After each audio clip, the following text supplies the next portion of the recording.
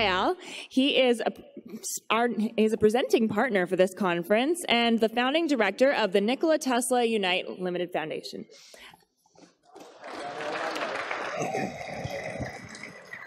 Thank you. Thank you for the introduction.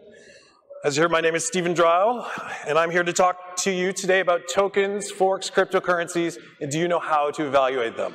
So I'd like to start this off with a show of hands. How many people in this room feel they can confidently evaluate a cryptocurrency or related project? Show of hands. Ooh, that's a lot of people, or not really, but that's okay.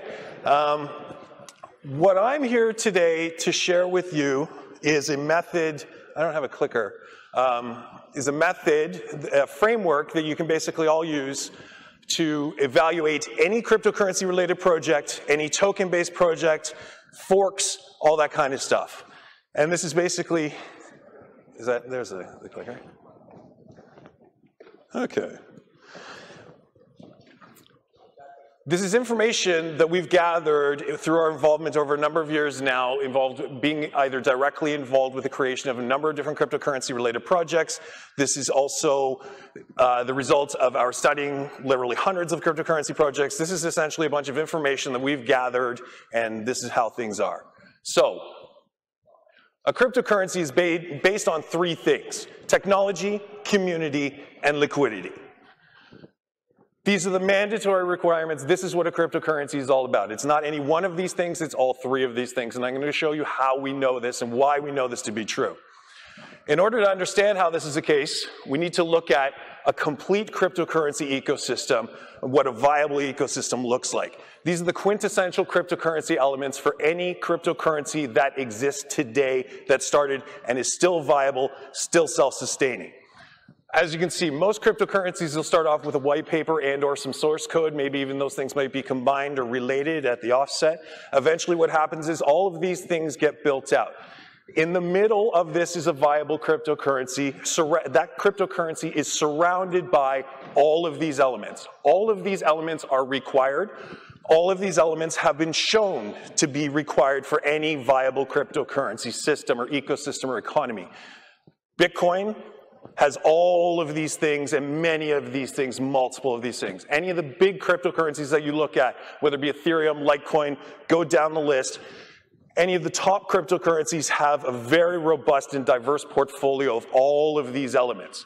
All of these elements can actually even be quantified if you like. So you can basically tie them into essentially entities. So when you're dealing with source code repositories, different projects, different code bases represent those elements. Clients and servers and nodes, those are quantified by computers that are located by IP addresses, all these types of things.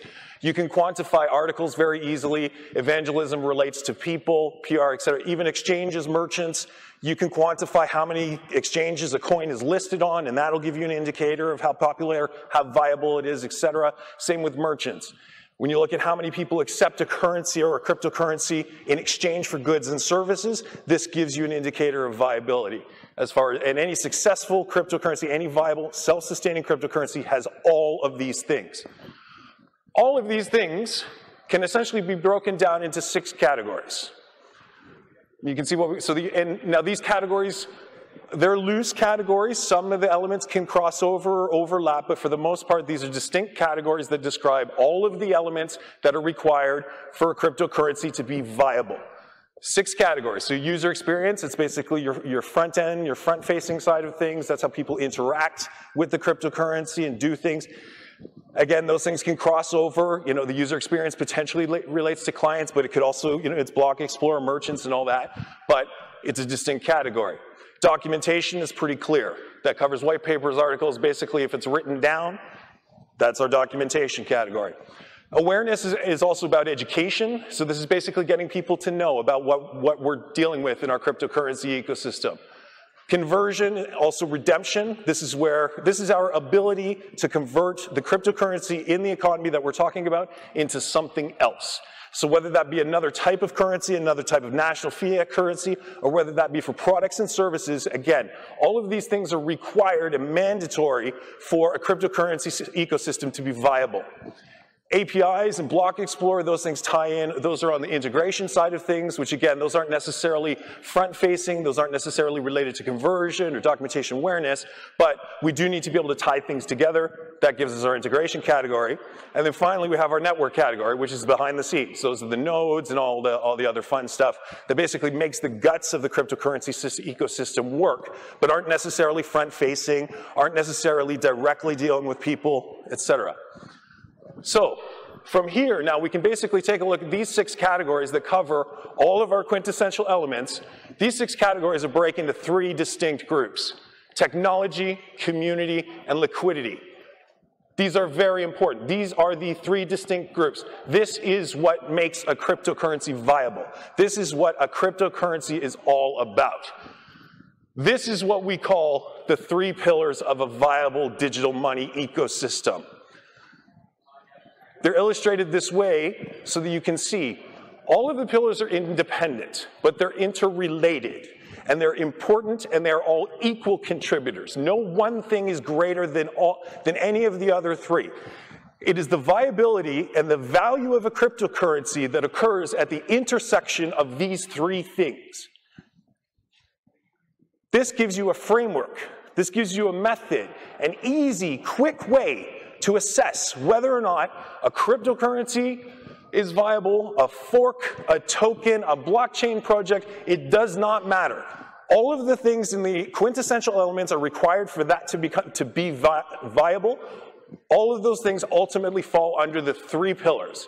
The 3 pillars can be quantified, and that's up to individual methods in terms of how you go about doing that, but it gives a standard way for you to quantify and compare different projects, regardless of what they are, because the 3 pillars are essential for the viability of a cryptocurrency ecosystem. If one of the pillars is reduced, our viability is reduced, plain and simple. If the community is small, that's fewer people to trade or buy or do things with the technology or to develop it in general. If our liquidity side is reduced in any way, that heavily affects the viability. We've actually heard people talking about liquidity here today.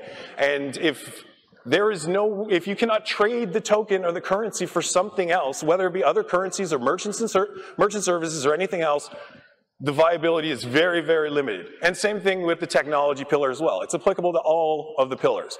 Any of them are reduced, our viability becomes reduced, and we can actually visualize it very easily by looking at the intersection of a Venn diagram when we lay them out.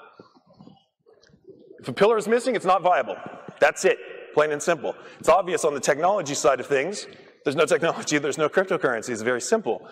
However, no liquidity would mean it's not viable. What can you do with a currency or a token that you can't trade or buy and sell stuff with? That's not viable, that's not self-sustainable, nobody would support that. And that would ultimately affect the community, and the community one's pretty obvious. Without people, you do not have a cryptocurrency economy. It's very simple. But again, if you were to take these things and compare them to different circumstances and different scenarios, that's where you start to understand how this is a very simple method for understanding how things work. We actually have some different things you can see here. Whether or not we're talking about tokens, forks, cryptocurrencies, it does not make a difference. This method is very simple and it's applicable to all of them. These are things that we've been following for the last few years, and like I said, we've studied this and we've been directly involved with a number of different projects. Any cryptocurrency or related project that is built following these 3 pillars, if they have all 3 pillars in place, the cryptocurrency is viable. If any of the pillars is missing, it is not viable. End of discussion. If any of them is reduced, so if there are any single dependency points or any centralization points, anything like that, those are reductions in the size of the pillar and the robustness of the pillar, so that limits the abilities and the viability of the cryptocurrency. One of the reasons why we know this, we've actually had a number of people talk about it, it's one of the things that is talked about these days, has to do with the early stage of the industry that we're in right now. And this is actually comparable to the web, the internet of the 90s. Where basically back in those days, people were talking about websites and, oh, we should get a website for our company and let's have a meeting and discuss what that entails. So there would be meetings and companies would decide, okay, we should have a page that's about the company. We should have a page where we're going to talk about our products and services, and oh, there should be a page where we can contact people. These are meetings. This is a big thing. This is a big, because nobody knew what the standard issue thing should be for a web page. Nowadays, it's a given. Everybody laughs. Of course there's an about page. Of course there's a contact page, etc. When the web started, those standards, that common knowledge didn't exist. Today in blockchain and cryptocurrency, that common knowledge doesn't exist yet, until today. That's what I'm here to present, the 3 pillars. So when you look at the quintessential elements that I offered earlier, those are things that we have established and learned through practice, that those are the mandatory quintessential requirements for a viable cryptocurrency. That's how we know and that puts us into the early stages of the web. So same thing, we look at all of those things where now, this is a new reveal. Not too long from now, this will be the standard issue, just like web pages are now in terms of how they should be laid out. This will be the standard issue in terms of how cryptocurrency should be deployed. Any cryptocurrency that follows these 3 pillars and has them all in place is a viable cryptocurrency. That's the projects that we work on. We've done it. We're doing it. That's what we do. So that basically tells us cryptocurrency is 3 things, equal things. All 3 are important. No one is more or less important. Technology, community, liquidity. That's what a cryptocurrency is all about. My name is Steve Dryall, and thank you for your time.